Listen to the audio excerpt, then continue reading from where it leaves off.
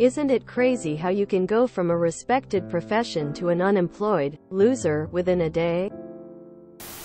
Respected professional. One day people are respecting you for being a high-powered lawyer, programmer, or accountant. Then when you lose your job, they berate you. Beggars can't be choosers. Yeah, here in the US we place a huge emphasis on what you do for a living. It's tied to our identities. And after leaving the position I felt like I was suddenly not the expert and respected professional I was the day before, but just some schlep looking for a new job. Oh hell yeah, I was a prison supervisor. Certainly not a highly respected job, but pulling down an easy $95,000 a year.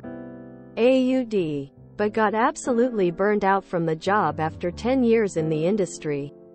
You go from a respectable and dateable person to, overnight, basically a pariah. Our society and its priorities.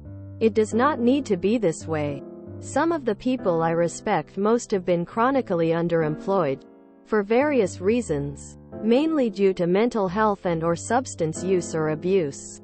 Chicken and egg type thing. Their struggle seems to give them a deep wisdom and a finely honed wry wit. I lost my job back in the '08 recession and I realized that almost all of my professional success was good luck. Once I had no title, my network dried up and old business friends didn't want to help me since I couldn't help them. I quit my job in engineering last year. I used to make parts for launch vehicles, including SpaceX's. I got sick of people in and out of my trade worshipping Elon Musk, who's never done anything to further space exploration. I've been complaining about it for years and everyone around me just assured me he must be smarter than an engineer because of all his money.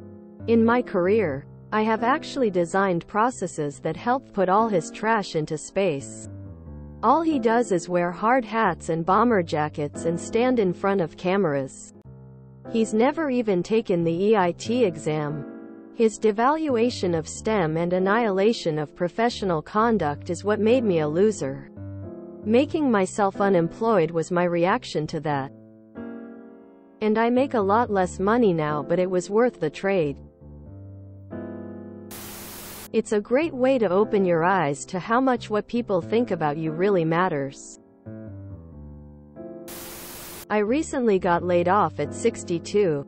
The same people who lauded me for my lifetime of high professional achievement are the same ones sending me job postings for low-paying, entry-level administrative jobs with kind notes implying that's what my options are limited to at this point in my life. And yeah, my career was my whole identity.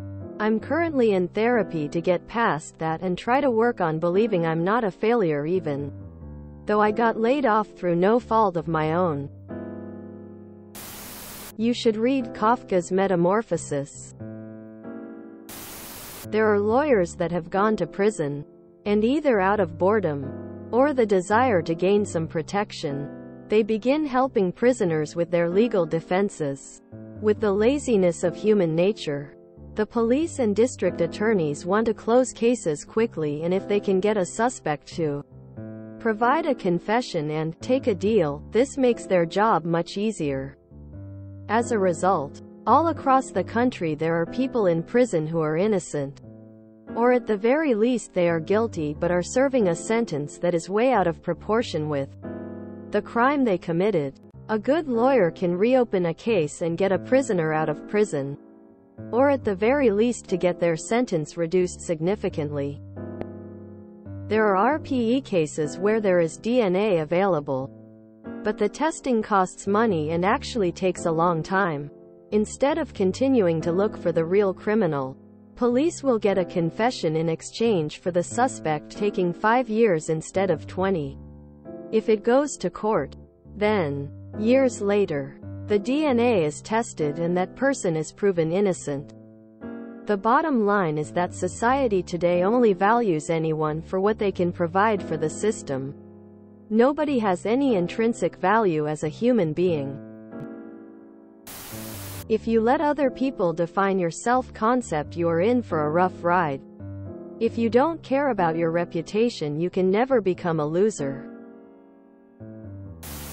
It really is. The week before I was let go from my last job with a tech company, I was at a conference that was also being attended by the admins from my last teaching job, HS Computer Science. Before I left teaching at the start of the pandemic, I had dinner with my admins and introduced them to my manager at the time.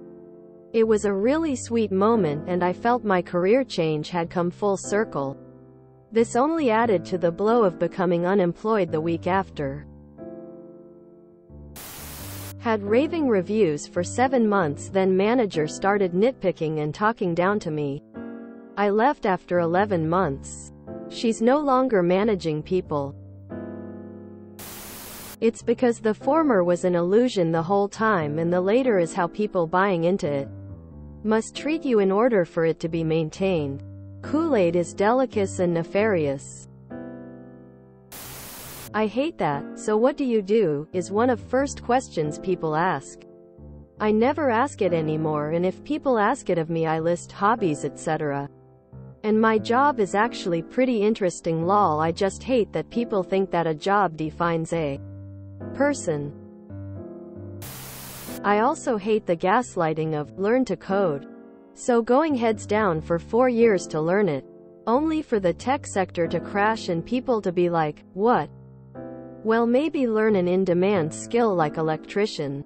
It's so exhausting. This is why family and friends are always more important. The sooner you figure out you're a number at your workplace, the better. We already spend way too much time working. When I got laid off in 2009, I was morose. That next morning, during the time I'd normally be stressed out in rush hour, I went down to the neighborhood pool for a swim. I remember floating in the water, so happy I wasn't sitting in brutal traffic bound for a cutthroat job. Lot of folks in my neighborhood found their way down to the pool. The spring and summer of 2009 was lit. My favorite is when people would say, just DoorDash or work at Walmart to do something, as if my being too good to work those jobs is a bad thing. Hint: most people are too good for those jobs. Walmart and DoorDash won't keep me out of homelessness. Karen. But thanks for the suggestion. They never respected you, they respected the status quo. I'm no fan of Kanye, but he did have a killer quote that pretty much sums up our capitalist culture's view of human beings. If I can't use you, then you are useless. If you enjoyed this video, please check out our playlists full of similar content. Epic Ericast is like doom scrolling for your ears. Please like, share, and subscribe.